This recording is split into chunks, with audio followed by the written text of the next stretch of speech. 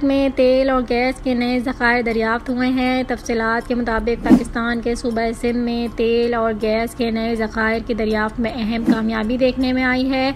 Media reports के मुताबिक Pakistan petroleum limited ने सिंध में ज़िला सांगड़ के इलाके शाहपुर चाकर में ज़खायर दरियाफ्त करने में कामयाबी हासिल की है।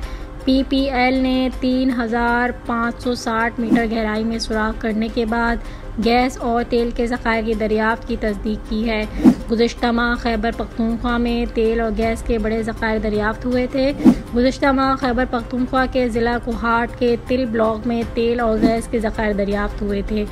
इत्तलात के मुताबिक नए दरियाफ्त होने वाले ज़खायर रोज़ाना 8.3 MMSCFD गैस और 34 बैरल खाम तेल पैदा करेंगे।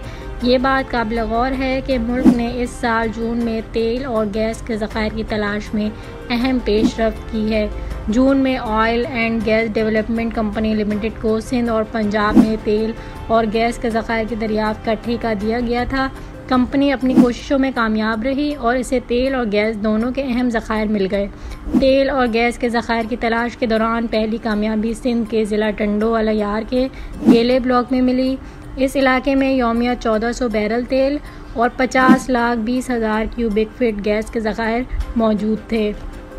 बताया गया है कि पंजाब के ज़िला राजनपुर के कलचास ब्लॉक से यौमिया 12,40,000 क्यूबिक फीट गैस हासिल की जाएगी।